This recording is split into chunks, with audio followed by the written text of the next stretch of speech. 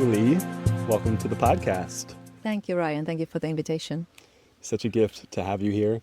I say have you here, really have me here on these lands in North Bali, a place I've been coming since 2018 and I've been so deeply connected to. And it's such a gift to be here yet again for a water fast myself that I just ended last night. But to have you on the podcast, it's your very first podcast, which is... I'm honored to be here and learn more. Which is great. Yeah, it's amazing because you live full time here in the mountains and your lifestyle is incredible, but your embodiment, like the person you are that I've got to know over the years, after coming to visit, see you, see your family, just see the way that you move with people, it's so inspiring. You're one of the most embodied people I've ever met. So it's such a gift again to have you on the podcast today. Thank you, Ryan. Thank you. Mm-hmm. Thank you. Of course. I'd love to know a bit of your journey, some of your journey, as much as you want to share, that has kind of gotten you to walk this path with the water, to get you to this point in the free spirit that you are now, while also being like deeply grounded to practices and service. It seems like you're really deeply embedded in service. And so I'd love to know more of your backstory and what got you to this point. I'll share the highlights of that, and maybe even to open it is that what is the point right now, if we start from there. So right now it's incredible to be in service. We facilitate with our family ongoingly every day throughout the year a water fasting for people. So they come all around the world. We have a small group of people here all the time. And in addition to that, we have a darkness retreat.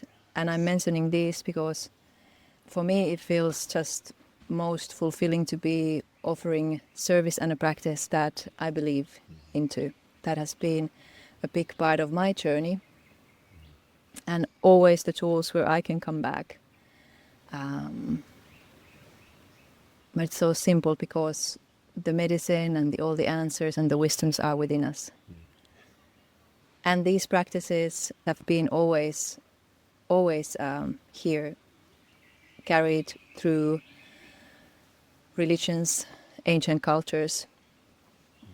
And we are finding our own ways of doing it. And in saying this, there wasn't anything that I ever planned of doing. I've been here 10 years in these mountains and it wasn't a comfortable journey in the beginning in here, for sure. I lived for the first 4 years without electricity. I didn't have any mirrors for 2 years. Then I had a little mirror because people started to come already. And I needed to be a more approachable, not just a crazy lady on the jungle. But before I came here, I had a comfortable life. I had a really comfortable life back in Finland, where I'm originally from. And I was already drawn into and working in the field of wellness a decade already in there. But it was through my own prayers and surrender that got me really onto my knees to be where we are today. So in practical sense, even though I was the one there on my work field leading and guiding people with health and happiness and wellness, holistically I became really sick. I started to have this pain within me, and my pain tolerance is quite good, but that was it was like a pain of fire burning within us, or within me, sorry. And it went on about a year. And those who would have experienced really intense pain, obviously we do kind of everything to avoid it or to solve it. I went through all the alternative treatments that you can imagine. All body workers, all clairvoyants, energy workers, ceremonies to seek for healing, and nothing gave any answers. And part of my family is from the Western medical field, and I'm very comfortable on that field. I grew up after school, I was spending time in clinics, so I also went through all the tests that you can imagine being there, testing what is happening, and they all come with the same results. There's nothing wrong with you. And it is quite frustrating. I think the most painful thing with pain is that nobody can help you. You've opened up all the doors to seek for help, and there's no answers of if it's going to end or how it's going to end. And long story short, I remember this day when I was standing, keeping my body upright towards the bathroom wall, and I said to God from somewhere, peace within me, that I'm ready. I'm done. And that was my declaration for my own death. I remember saying in that same note that I made the most of it. I'm ready to come. And it was 11 days of that when I was granted a vision. Vision and a dream are different things. This vision landed on the early morning, and I was taken onto a space which I can only describe as a heaven. There is a space where such a depth of serenity, harmony, love, peace exists, and those depths of those feelings you cannot experience on this density. It was out of this world. And I was standing in front of these golden stairs. And I knew that God has heard my prayer and my death is granted. There are plenty of details, but I'm cutting a little bit of a longer story onto short. I came out from that vision crying out of happiness that my death is granted, and I started to organize my life on 100% knowing that how we would organize when you know that you're going to die. It can be challenging to imagine if you haven't had that notion that, hey, I'm going to die. But when you know clearly that you are going to die, so I signed out my apartment, I gave away all my belongings, I put my work on folders, and I wrote letters to people. So that whenever that day comes when I die, nobody needs to hustle. I prepared my own death, and everything was prepared. And then what you do your daily things when you're waiting for your death to appear. So a lot of letting go, but in a good note, because the fate was established within.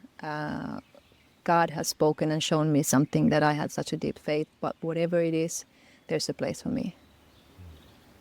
So I was living in peace.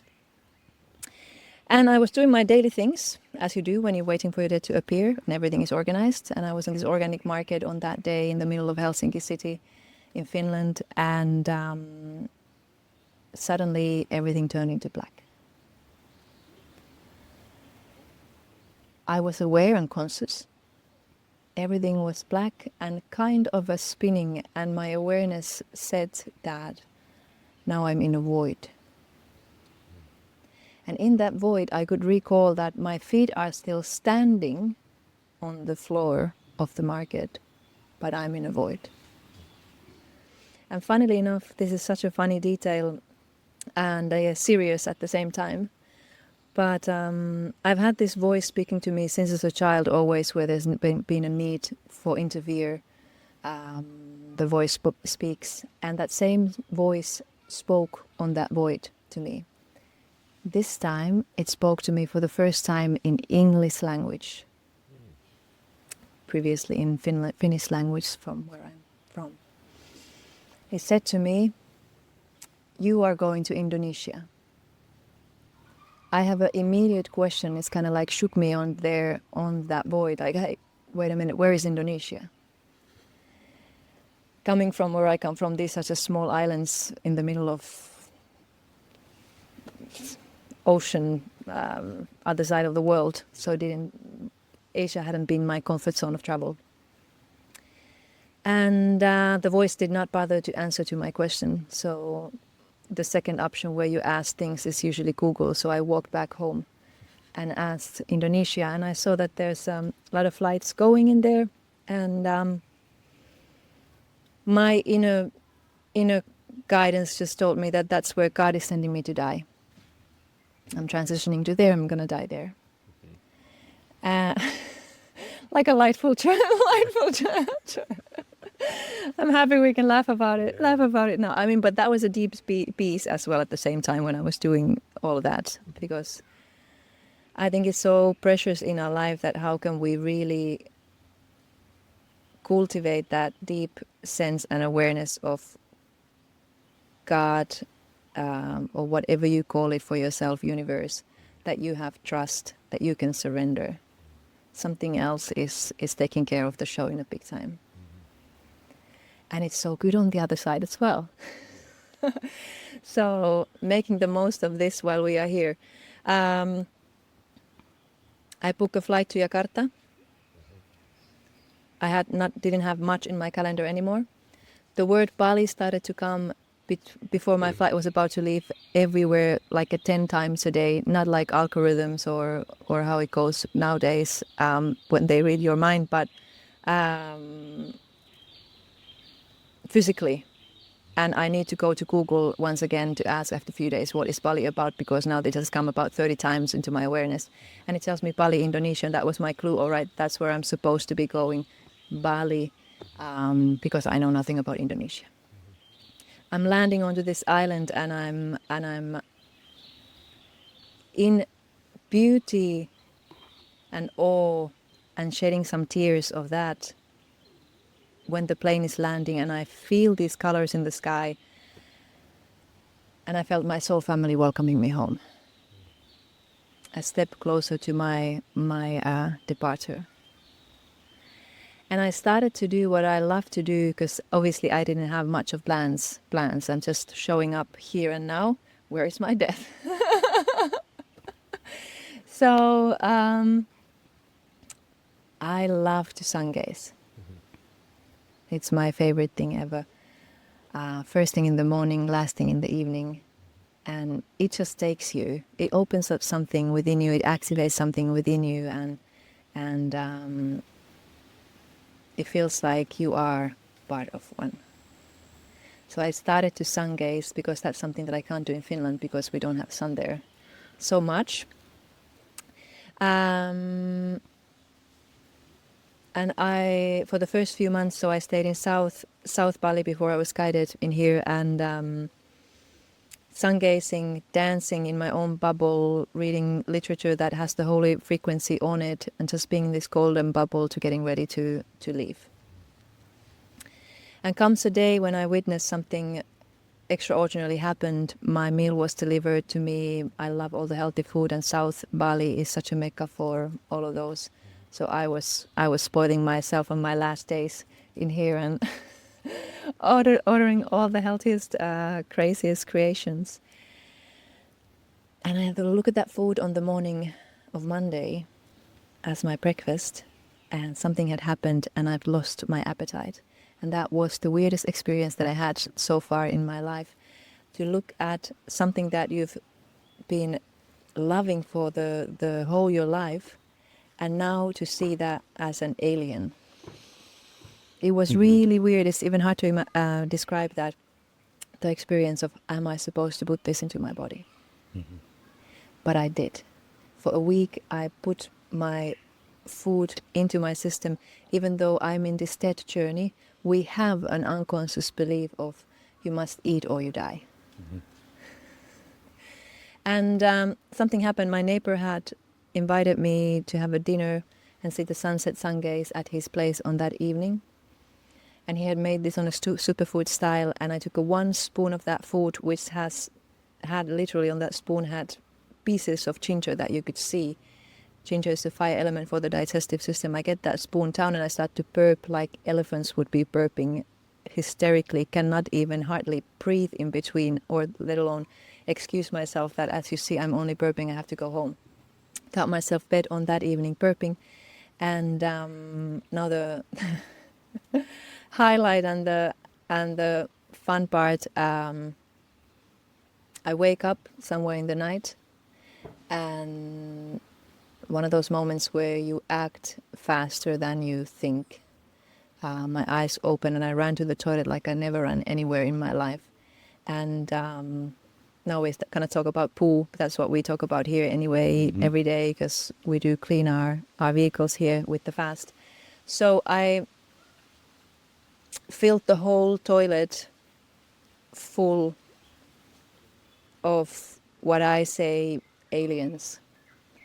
Other word would be parasites, but these creatures really looked like out of this world. I've never seen anything like that, and that was such a momentum of being in a timeless space, being held in this golden bubble, and at the same time the mat has taken being underneath your feet of whatever you have based your life.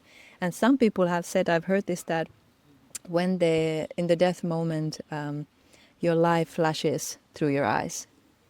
Now, I have had, we're not probably going to go on this podcast onto that, but I've had a different death moment, and it's not like that. But this death moment was such that I saw everything my whole life acting on that instant, and I saw myself acting my whole life through these aliens.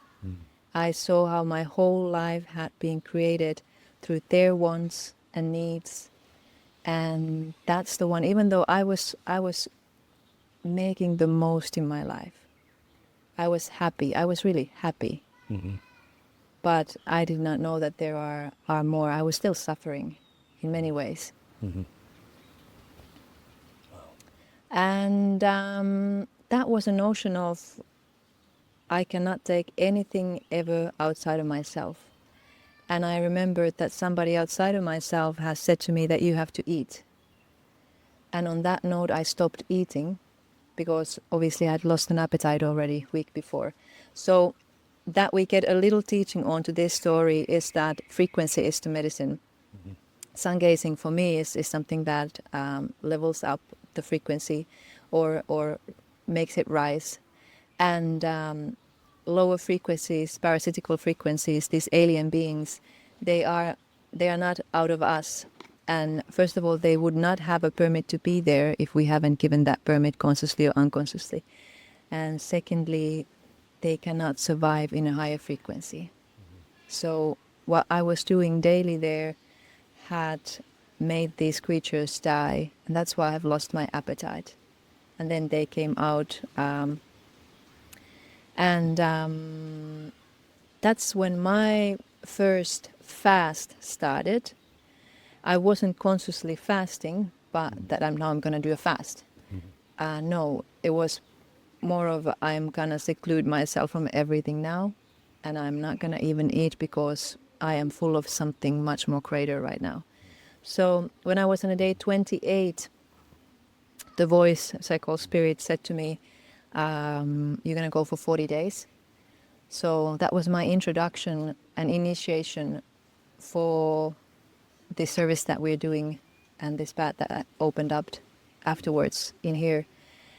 But it required, like many times for many of us in life, we really have to have that dead notion or that moment to really release everything and then surrender. I know that we all have a path within us. We have such a path that is guiding us and calling us. So you did 40 days with Yes. water? Yes, Yeah. yes. I drank water, tiny bits. It was, the experience was that as if I would have not needed the water either, but I had the water and I was sipping it. Yeah. And during that time, this place was where we are was basically given. I was shown a lot. Those 40 days is something to wrote a book about, just alone these 40 days. But one specific vision that I was given was that I was taken on top of mountains, and Devi, I say Devi, because it was a female character with the long black hair, a huge one, was there on top of the mountains, very serious, and that was not like a fun encounter. And she pointed the mountains and she said to me, "You are now going to be placed here." A few days later, I got a phone call, somebody saying that, Tuuli, there's this land, this and this much, this and this size. I do not know what is it, but I really have a feeling that you should go for this. And on that day, I had exactly amount of that money of everything that was asked on that. So I changed everything. And I ended up here, my 40-day water fast, and here we are. So it built up in there organically, just being present with life. But that's the beauty, isn't it? The life just unfolds when we let it unfold. And it seems to be still that we need to go through these sufferings and all of that. But I hope that in future we don't need to learn through all the suffering, and we can make much more happier stories with our future generations. But What a story. So I've heard nuggets of that, but that kind of brings the thread to how you got here. And I could go into so much of it, but that would be, I feel like, multiple podcasts to even go into all of it. But what about the death? So did you feel like there was a death? Do you feel like, how did that part come to be clear? And because obviously you're very much alive. I'm very much alive now. So what happened with that? So that's a fascinating thing of what part dies in what moment. Because if I look at that whole in bird perspective now, there would have been multiple deaths on a different levels all throughout the time. Obviously, that was the biggest death of oneself. Now, like a oneself, not the I am. It's like the vocabulary is I hope we can differentiate that. When the creatures came out, so that was my ego and everything being flushed out in that. Not to say that I don't have it nowadays, but that was one of those. And to be honest, on the day 40 of my water fast, something very sacred happened, and I did left my body, but I choose to come back. And you were already here then? No. No. During my 40-day water fast, that was the last time that I visited my home country since the time that we are speaking now, so about 10 years ago. And I was in Finland in the cottage of my parents and doing that experience. So what is the death? And does death really exist as well? Because these are transitions onto somewhere. Wow. Amazing. So then you've been here for 10 years in these mountains. And maybe to you it seems so intuitive and easeful, but I imagine many people listening, even me hearing this, I'm like, wow, you really surrendered. You really went to the fullest. Like Michael Singer did the surrender experiment. And I feel like you have your own full surrender experiment. And I know you said you got here and there was hard things, and obviously there's going to be, but how did you really just continue to trust, continue to lean in to create the space, the family, the community you have now? Like, what was that like? Well, I think that it was so rough for me to see when I purged out my parasites. It was really hard for me to see what is going on actually in the world in there. So there wasn't any bit of me that would like to go outside of me anymore to create anything. The only way out is within, as some wise being would say. So really, it's what else would you do? And when you start doing these practices of fasting and also darkness, you really know that this, whatever we are experiencing, is such a gift, and it can be completely held in grace as we allow it to flow from somewhere within. And that can create us truly the circumstances, I believe, that we can experience the heaven on earth when we just get out from our own way. If I want to do something, if I try to do something, versus if I just don't, if I just surrender, I'm gonna create trauma. I was saying karma, and suffering. If I want, I need. But it takes. I think it's a practice because it needs that leap that you truly can trust onto it. But if anything, hopefully somebody who's listening and watching can get that glimpse of trust even through this transmission, that there is so much greater within us that is guiding and operating and orchestrating everything, that we can just really let go, and be in the surrender. Is not like as from the book that you mentioned, is not that you are floating around. It's being active here and now in the moment. Yeah, that leap or that death, that's sometimes necessary.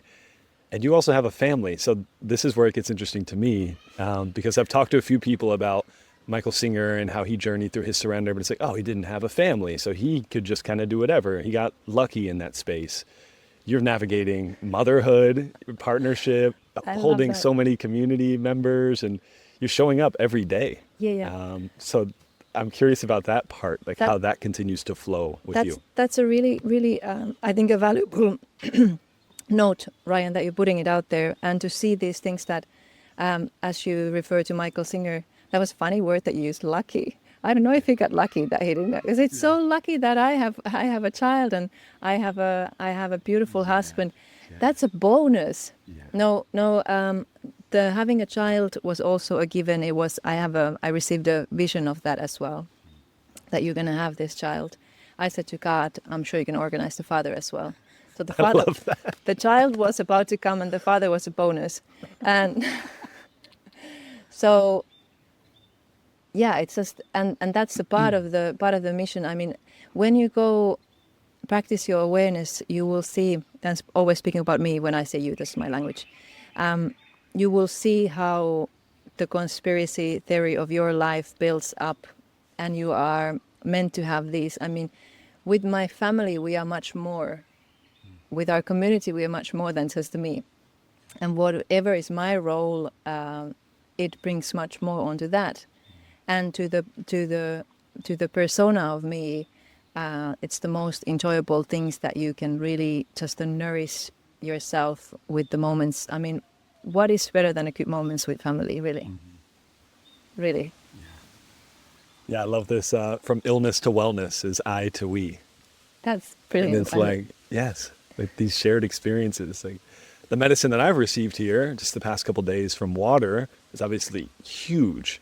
But to share the experience with people that are also fasting, to have you every morning, to have this kirtan today, for me, that's what really like sinks it in.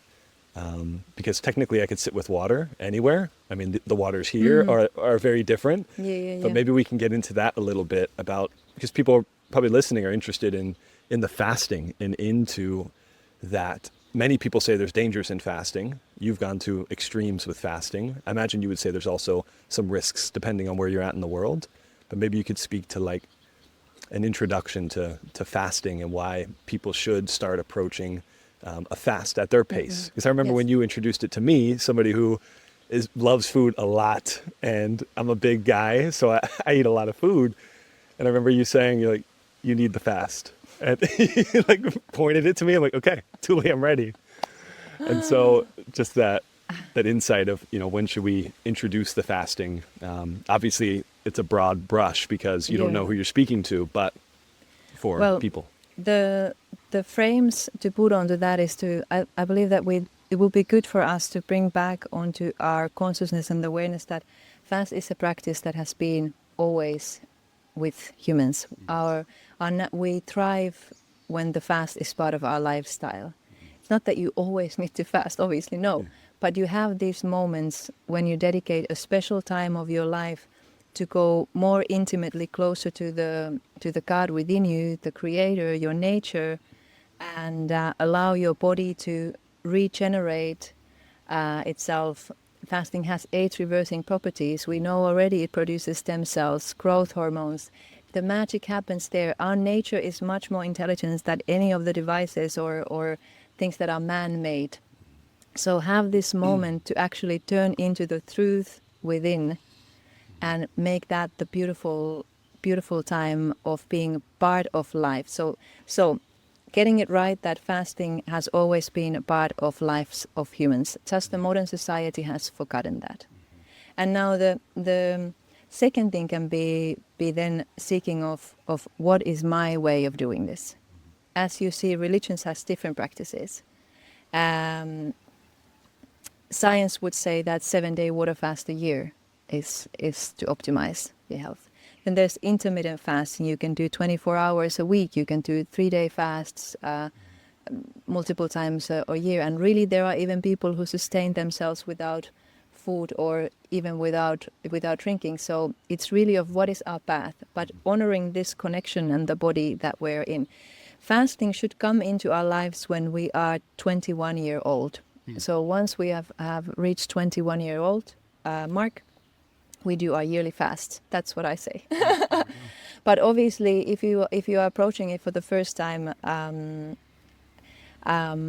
it can be good to do supportedly for the first time, so you learn about it and you learn to create a safe space for you to be it, because your body knows what it's doing, but usually the most challenging are in the emotion, in the mind. And then you experience something new within you, because you cannot experience new sensations when you're not eating. And then we get worried and feared, and that brings another spiral. So creating a path for making it as a habit, studying it first, probably with somebody who's done it already. It's always wise with everything. Do it with people who already found that path, so they can open the road for that. And if there's somebody obviously has some specific conditions, those are something to speak more personally if they're going through something, whether it's wise or not. Do you have any literature or anything particular that people could read up on or watch that you'd recommend for people if they don't have that person in their sphere or their field? I think that through online it might be nowadays quite easy to find the inspirations, but definitely something that you resonate deeply with, and you resonate with this person deeply with.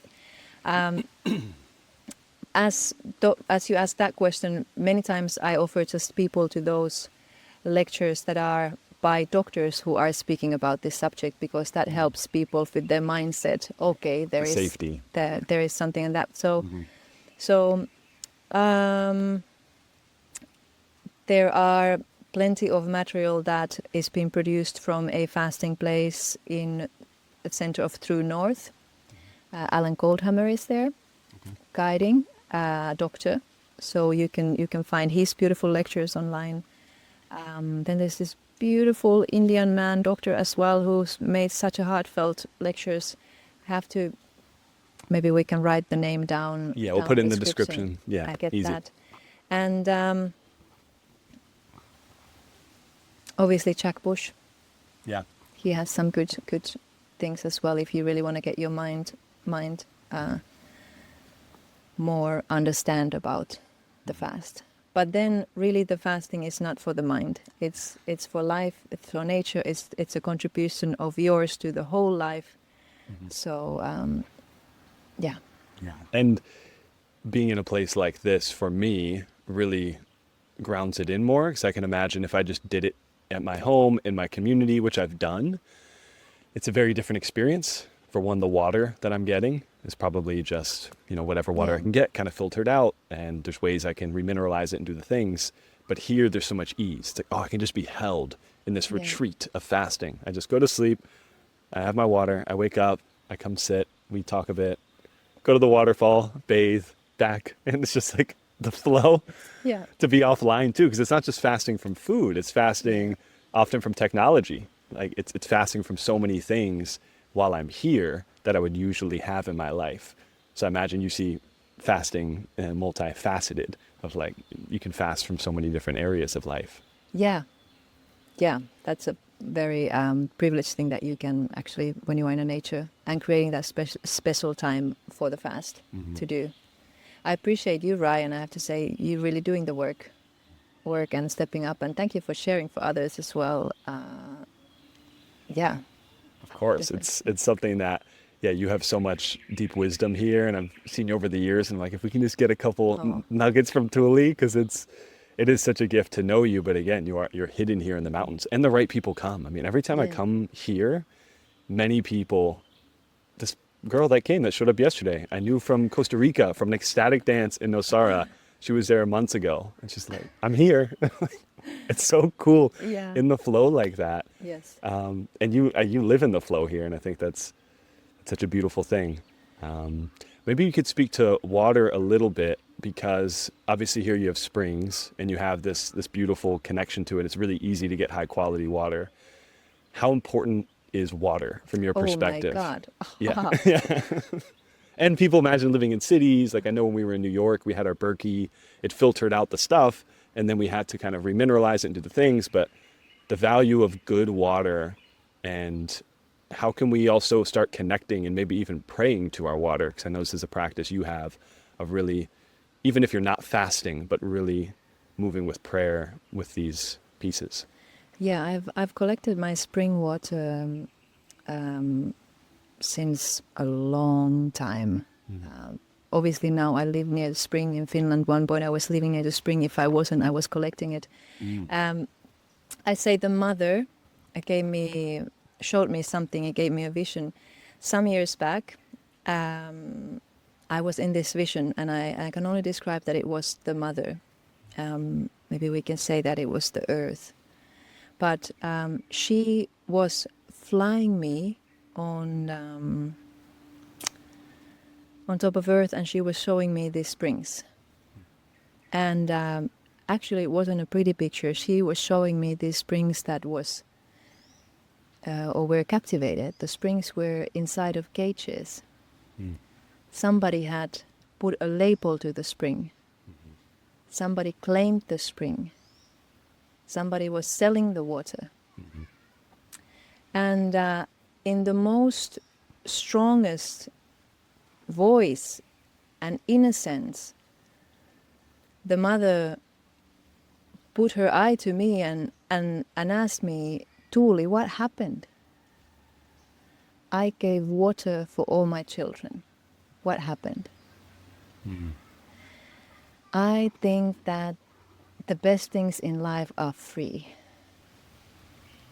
Sun gazing, being with your loved ones, and connecting with nature, and all of these things, they make us so happy. In my ideal world, we all would be collecting our own water. I believe we can cultivate the connection not only with the water, but with life, with ourselves, everything to the existent, when you go to the source, when you go to the spring, when you go to the water. So just by weekly collecting your own, having that effort to go, it was for me, it was hours away in some point where I was in Finland, but that was my holy day once a week to go there and get that. And obviously you can do so much with the water, because we know that you can program the water or put influence to the water. I can say that you can program the water, because the water has still a free spirit in it. So I don't believe necessarily on that. But you can influence to the water on that moment. So there's plenty of things that you can do, but I think it starts of you actually seeing where your water comes from. Go to the source. And even though you don't have to have any rituals on it, but it starts to work you. Just that pure, simple connection. Yeah, and I know that there are companies in the States, at least, that do collect the spring water, and they have, big glass containers, and they will collect it and Amazing. send it. So it does exist in certain places. Great. And I'm from Florida, where there's springs all under, and yet it's still really hard to get spring water from a source, because a lot of it has been captured and used Yeah. and sold in plastic bottles as spring water. which is a very different experience, I think. This we are talking about the basic elements of life. We really need to get the water in our own hands, and that's it. Yeah. Whoever has the water is in charge, I would say. Yeah. Truly, Yeah. really. Yeah. We are in a planet of water, and most of this planet is water. So it's funny that even we call it Earth, we are made of water. You can please continue searching out information about water for yourself, and you will realize that it is incredible and remarkable, the studies that just cannot put water onto a box, which they say that it's the most unique molecule that you find in the universe. And the question is, what is the fabric of God? What if water is God? That's where I take it. I find it's fascinating. Yes. And I love it, and it's once again, we can bound this to what we started about surrender. There is something more bigger than me. And I love to bring my mind onto a transcendental space of, I cannot even explain this. Yeah, you're such a clear vessel for that, of just bringing through what needs to come through, which I've seen on many occasions. And yeah, definitely attribute that to the water as well. At this waterfall is the first place that I sat under in meditation at a waterfall, probably the first time I ever did that. But I sat and I felt the memory of the water. There's something as the water was coming down, I had a vision of like upstream and then memory back. And the first time it landed for me, I was like, oh, water has memory. It's not just this thing that I often just encounter. I needed to hydrate. It's like there's memory. There's life in this. Absolutely. It carries all the Akashic records. There's no new water on the earth. There's no place where you will go where water hasn't been. Water, it's the source. It knows you. It knows me. It knows everything. It knows the history. It knows the potential as well. What is your practice around water now in your day to day?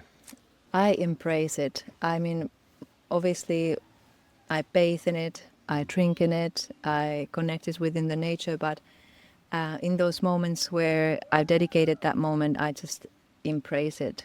I'm just in awe of it. I know that there are people who would every single time to even speak to the water when they drink. I'm not maybe that nowadays.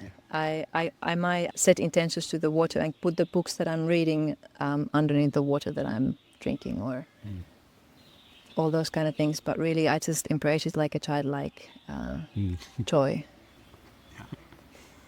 Yeah, like your child would. Yes. Yeah, like she does. Yes. It's so special. And I'm noticing the time because we do have somebody coming out of the colonics Yes. in a couple minutes. We can speak on and on about this. But there's two things left. But the first thing, I'm just curious if you have any particular message you'd like to share with the people that are listening to this, because it's a time where you can broadcast something. If it feels important to you, anything you want to share into the world, into the people that are following Whole Human, and is anything that is on your heart that a spotlight on. It could be simple, but anything that comes up for you. Thank you, Ryan. I'm rolling back what I said there before as we spoke, that truly there's so much seek that we do in our life to be better or find the truth or whatever it is there and there and there. And I wish to embrace, if I wish to transmit something, it is the simplicity that the best things are free in our life. We don't need to pursue anything. The life is here and now, and we are ready, always ready for the next steps. And we don't need to be better than we were, because that would make not justice for what we are, because that is very lovable of what we are, and nature will always grow. That's the nature of it. So just enjoy the journey and the simple things of life that makes us happy. Yeah, I always come back to simplicity when I spend time with you. I realize how simple things can be, and like I don't need much. It's very simple what actually fulfills me. And that brings me to the final question that I ask every guest is, what does it mean for you to be whole?